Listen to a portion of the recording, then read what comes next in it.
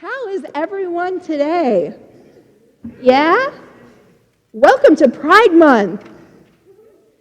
What a wonderful celebratory next. How many days are in this month? 30?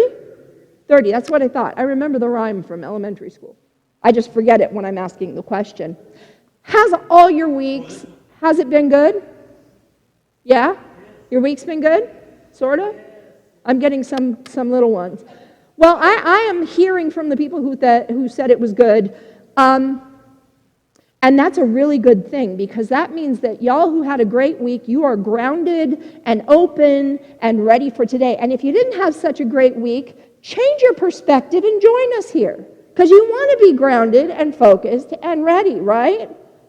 Today is talk 2 of 5 on trust, and the plan is that they will flow in this progression. So there's first trusting yourself, which was last week, then trusting others today, then trusting the process, then trusting the divine, and finally we'll be all ready and easily able to live from trust permanently and unquestioningly, because by then we'll know, not hope or believe, but know that God has the only true GPS for navigating life.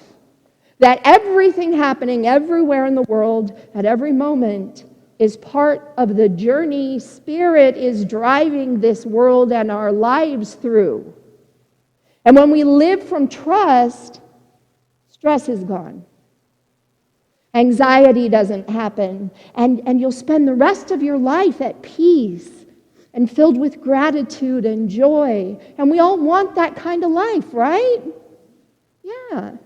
So last week, I gave you the first of 5 powerful journaling pages. In a little while, not yet, I'm going to have some volunteers hand out the second page of the journal. If you weren't here last week and you want a copy of the first one, I believe there are a few copies on the table in the narthex. You'll see like the cover page, and the first journal prompt page is attached to that. But before I pass out page 2, I want to unpack stuff. So last week, we worked to deepen our trust in ourselves, how to trust that inner voice of guidance God gives us, that quiet nudge we get where Spirit urges us to move or act in a certain way, to follow directions instead of ignoring the nudge and then looking back and saying, gosh darn it, I knew that was going to happen, or I knew I should have chosen the other one, or whatever I wish I would have listened sentiment applies to whatever situation, right? And we've all experienced that before, right?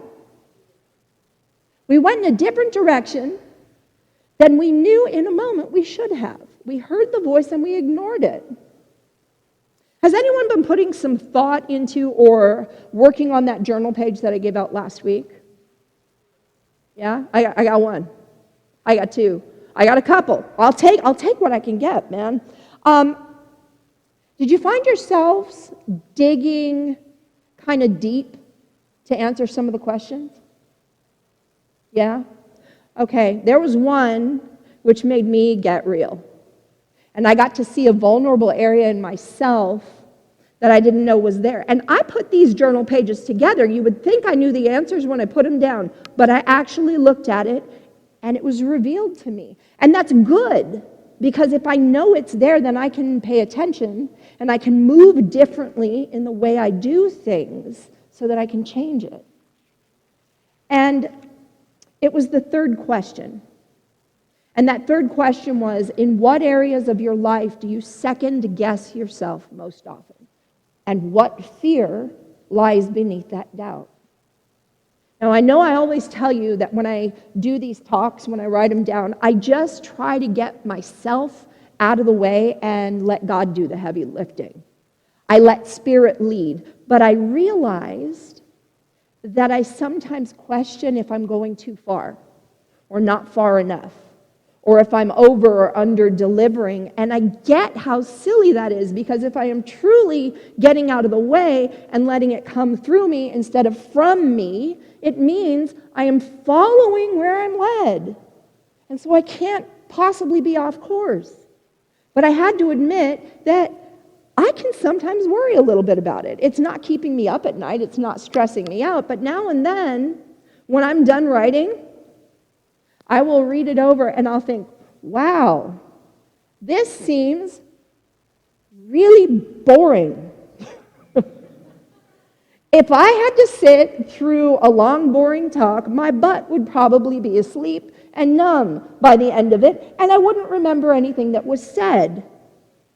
But while, yes, I see that some of us may think that they're long, boring talks, I also see that if I weren't getting out of the way, if I was actually talking about my own thoughts from my own brain, I'd have to do a whole lot more work than I do to form these talks. My process is this. Saturday evening, literally the day before, is the first time I sit down to do anything. And I do all the other stuff first. I do all the announcements and the inspirational readings, and then I do the slides for the presentation. And then, at the very end of all of that, I start writing. And I open up with some banter. This is that, or a joke or something like that, and then I suddenly find that I'm just trying to get my fingers to keep up with the words that are coming through. And here's what's really weird. Each talk ends in almost exactly the same word count. I don't count anything, I don't edit, I don't pull things out or put things in. That should remove all the doubt from my mind, right? If it's ending up that way every single week, you'd think that I could see clearly. But my journal showed me that doubt can still show up. And that is why I'm giving you that journal as a tool. Because if I can effectively use it to find my lumpy spots in my thoughts and beliefs that need smoothing out, then the odds are pretty good that you will too, right? So this week, we start trusting others.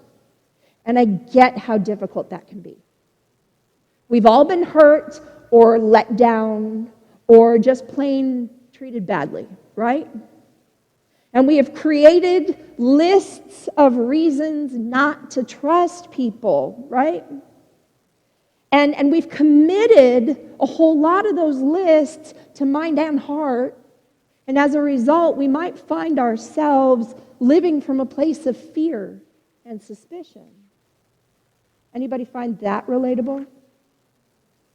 And I get it. There's always ample stuff to fear and ample opportunities for suspicion that are being fed to us around the clock through every consumable outlet there is. Public opinion and conversations, the internet and TV. We are given fuel for fear in all kinds of ways, which is why we need to stop navigating our personal lives through a lens of suspicion.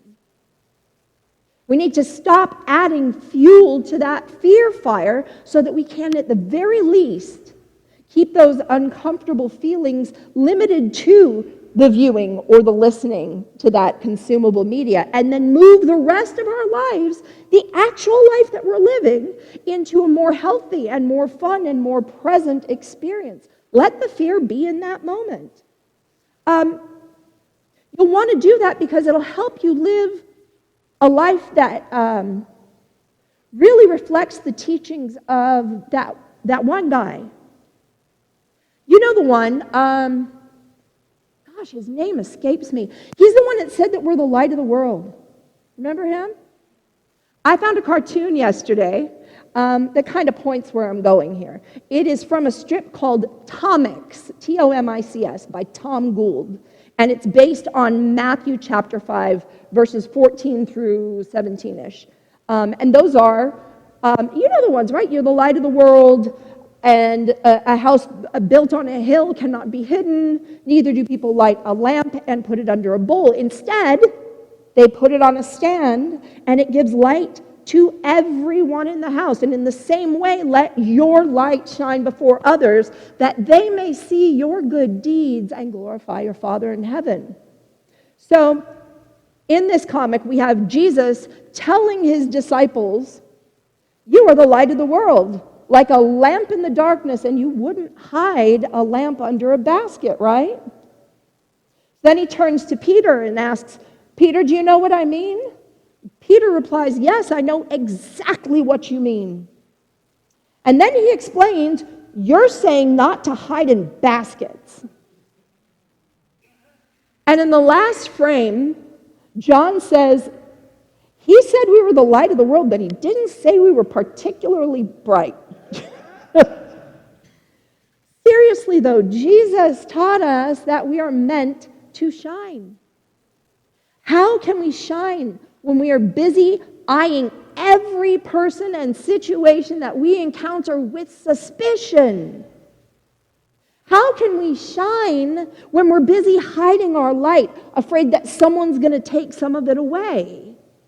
No, we've got to learn to trust, because the fact is this: nobody can dim your shine but you. And if you're sitting here listening to me prattle on about it, then you recognize that the world needs a fundamental shift in light. You recognize that too many people have hidden under baskets, protecting and hoarding their light for too long. We need to come out of hiding and illuminate the world. It seems like not too many people realize that the universe really is trying to give you all sorts of amazing gifts all the time. And it joyfully gives you even more when you express your gratitude and rejoice in your abundance. And unfortunately, it seems like a lot of folks receive their gifts with an attitude of, yeah, this is nice, but why are you giving it to me? What do you want? And that's sad, right? If I'm being honest, that's kind of sad, because there are all of these people in the world, and every single one of them is here to be God's instrument. We are all here to love and be loved. And right there, in that gift giving, God is using an instrument in the form of a person to give you something wonderful, and you accuse the instrument of having bad intentions, of giving you something nice so that they can get something from you in return. And it's no wonder that they meet your expectation. You opened the door and essentially said, I like this, but I know that I can't keep it unless I sacrifice something to meet the demand that I'm sure you're going to give me. And again, remember that gift giver is an instrument being guided by Spirit. And Spirit wants you to have that beautiful gift. But you put terms on it. So God says, I guess I have to make this instrument take something from them, since it's the only way that they're willing to keep my gift. And I really think that this gift will make them happy, so I'll do what I have to do if they'll keep it. Lo and behold, the instrument, that person that God is using to give you its gift, meets your expectation and makes a demand, and you add yet another reason not to trust, to stick to your list. You see evidence compelling you not to trust, which you planted yourself. Those of you who come to the different book study groups with me here know that I always have at least 2, usually 3, different colors of highlighters with me, and that I'm usually furiously switching between them. And that's because one color is for pretty things that I like beautiful sentences or ideas.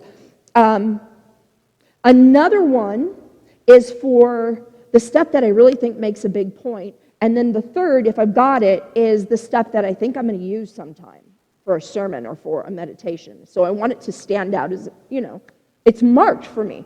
And last Tuesday's Course in Miracles, I went a step further. I know there's a lot of steps already. I went further, and I actually took a picture of a page in the book, because the words on that page were directly relevant to today. And I'm going to share it with you as it's written, but then I'm going to paraphrase it for the sake of clarity, because if there is one truth that I can say about A Course in Miracles, it's that the language does a really, really good job of hiding the point.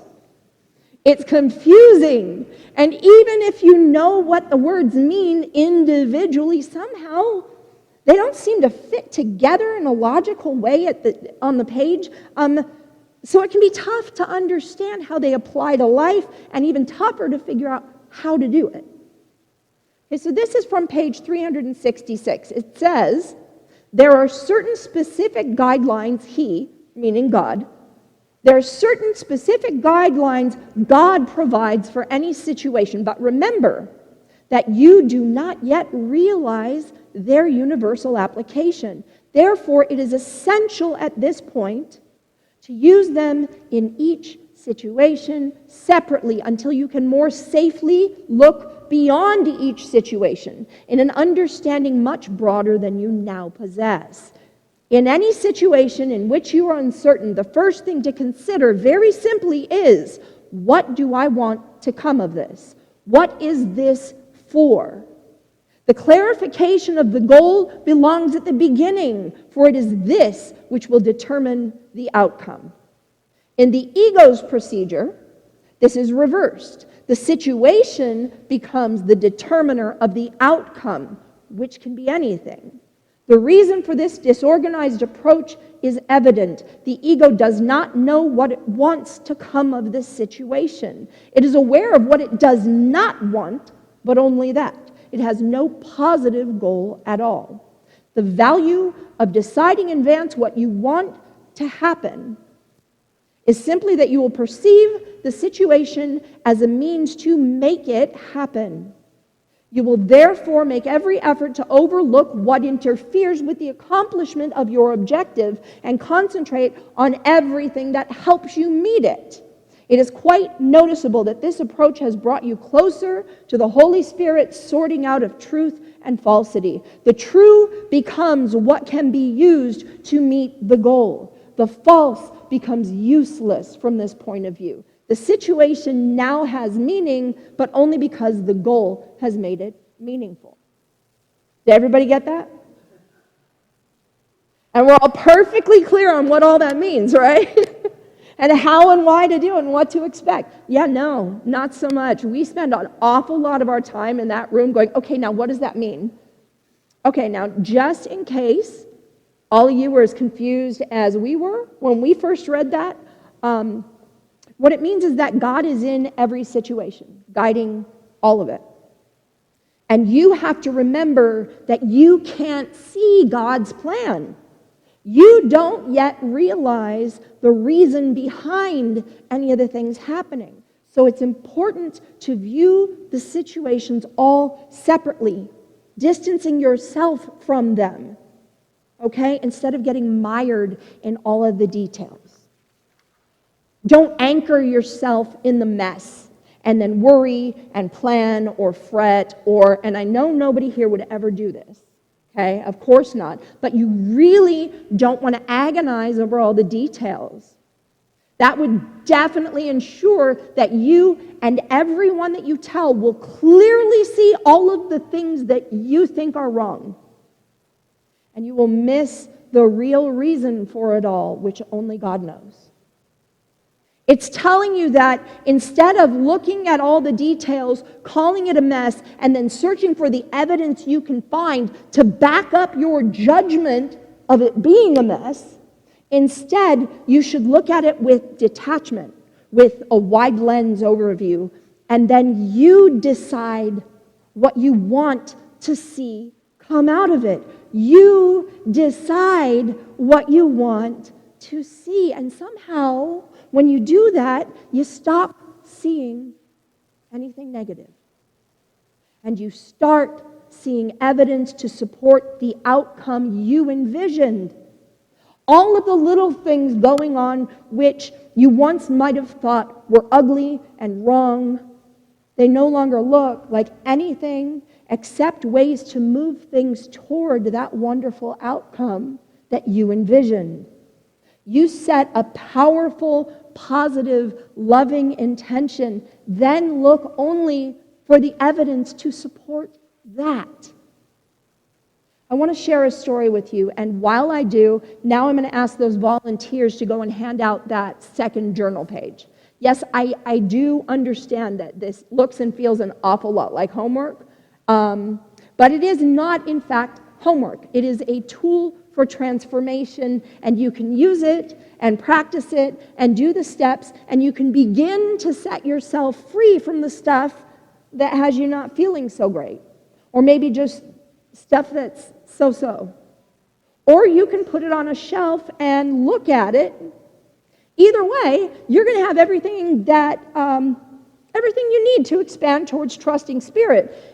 And trusting everything that exists is constantly being guided by divine hands. So use it or not. Okay? Regardless of your choice, I am still going to talk about it. So you may as well do it, right? Now, this came from a friend of mine, and to the men in the room, I realize that I often speak from a feminine perspective, and I frequently use stories with a feminine subject. Okay? Know that this is only because, as a woman, the people who are most comfortable sharing their complex thoughts and emotions with me are other women. And so that's a lot of what I've got to draw from. But there are truths in my friend's story that'll resonate with you too. And if I do tell a story next week, there will be a male protagonist, okay? I promise. Is that fair? Yeah? Okay, so for the sake of anonymity, I'm going to call my friend from today's story Anna. For as long as she could remember, trust felt like a dangerous luxury that she couldn't afford. She'd learned to navigate the world with careful eyes and guarded steps because somewhere along the way, the people she'd leaned on, the ones that she'd let get closest to her, they taught her that trust could break you. It started with her father, whose love came in unpredictable waves. Warm and adoring one moment, withdrawn and cold the next. She never knew which version she was going to get, so she learned to scan his face, hoping to anticipate his moods, to keep her own light dimmed so that she wouldn't attract his sudden storms. Then there was her best friend when she was young, who shared secrets and sleepovers until a new girl moved to town. In one afternoon, Anna found herself alone on the playground, watching her best friend giggle with someone else. She never forgot that hollow ache, how she'd been replaced so easily. As she grew older, patterns repeated. A high school boyfriend who made promises of forever, but had hands that reached for other girls behind her back.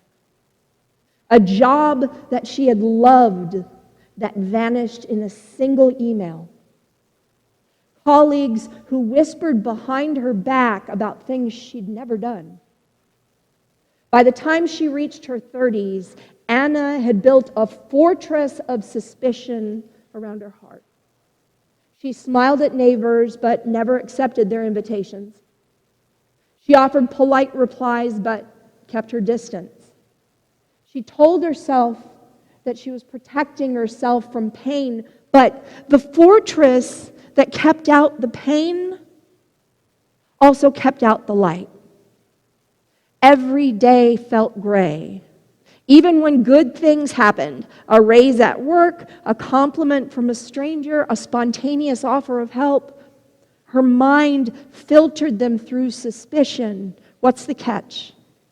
Why are they being so nice? What do they want from me?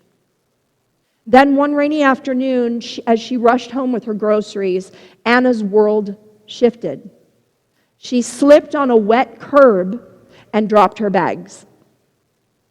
Eggs cracked, milk spilled, tomatoes rolled into the street, and she felt tears welling up, not just for the mess, but for the years of holding everything so tightly, afraid to ask for help. And then a neighbor she barely knew, an older woman, and we're going to call her Mrs. Garcia, she came rushing over with an umbrella and a smile. And she didn't ask questions. She just knelt beside Anna and began helping her pick up the scattered groceries. Her hands were gentle and her voice was warm. And when they finished, Mrs. Garcia looked at her and said, "We all fall sometimes. It doesn't mean you're weak. It just means you're human, and we're supposed to help each other." Something inside Anna cracked open. It wasn't a sudden flood of trust, but a tiny flicker, a seed of possibility. She thanked Mrs. Garcia, and as she carried her soggy groceries home, she felt that maybe, just maybe, there was a different way to live. Over the weeks that followed, Anna started testing that tiny seed. She said yes when a coworker offered to share her lunch. She accepted an invitation for coffee with a neighbor. She even let her guard down enough to join a community garden group, a place where she could learn, laugh, and grow alongside the plants that she put inside the soil. At first, she still expected disappointment. She expected people to let her down, and sometimes they did. But to her surprise, most people didn't. They showed up. They shared stories. They celebrated each other's victories. And one day, standing in that garden with dirt on her hands and sunlight on her face, Anna realized something profound. The world hadn't changed. She had. Where she once saw potential threats, she now saw potential blessings. Where suspicion once ruled, trust had taken root. She discovered that when she decided what she wanted, love, connection, joy, she began to see the world as a place where those things could actually exist for her. Now, even on the hardest days, she carries a heart full of gratitude because she knows that trust, it isn't about never being hurt again. It's about choosing to believe that even the hurts can lead to something beautiful. She's learned that sometimes the most amazing gifts come in the most unexpected ways, and that every person, every moment is part of the divine plan, bringing her exactly what she needs to grow and thrive. And in that space, suspicion no longer holds her hostage. Instead, she walks through her days with open eyes, open hands, and an open heart, ready to receive the gifts that are always waiting to be revealed. Anna's story shows us that trust is a choice we make every day. And that every time we choose love, we illuminate our lives and the lives of everyone around us. So as we close our time together today, I want to bring you back again to that beautiful song that Gordon sang earlier. That's Nature Boy, and it was Nat King Cole that did it. Look it up. There's an early video of it, and it's the coolest thing. And that song has kind of tied everything together this morning. And it gives yet another voice to the greatest truth of the universe, a truth that's been spoken and taught by illumined souls since humanity has walked the earth, a truth that still needs to be learned today. And it is this: the greatest thing you'll ever learn is just to love and be loved in return. It is such a gentle yet powerful reminder of the very heart of all that we've explored today, because every journey toward trust, trust in ourselves, trust in others, trust in the divine, it ultimately leads us to right here, to love. Love is the light that dissolves suspicion, that bridges gaps, that opens doors that we once believed were forever shut. It's the song that our soul came here to sing. So I'd like to close with a prayer of awakening and empowerment so that we can become living instruments of love, shining it into the world in ways that only a divine mind could have imagined and divine eyes could envision. Beloved Spirit, infinite love that knows no bounds, in this sacred space, I surrender. I surrender every lingering doubt, every wall of suspicion, every thought that has ever kept me from trusting in the goodness that is my birthright. I open my heart now to the truth that the greatest thing I will ever learn is simply this: to love and to be loved in return. I let this truth fill every corner of my being, dissolving old fears and awakening the radiant light of love within me. I affirm that I am a vessel of divine love. I am here to shine love's light into my life and into this world in ways more beautiful and expansive than I could ever have imagined. I trust that the divine sees beyond my human vision, that every act of kindness, every moment of trust, every seed of compassion I plant will blossom into miracles guided by the gentle hand of Spirit. I choose now to see with divine eyes, to see the goodness in others, the beauty in the unexpected, and the love that flows through every encounter. I claim this life as a sacred adventure in love, knowing that every experience is an invitation to open wider, to trust deeper, and to embrace this journey with a heart full of gratitude. And so it is. Amen. May we each walk forward today as beacons of love's light, knowing that we are instruments of divine grace in this world. Thank you.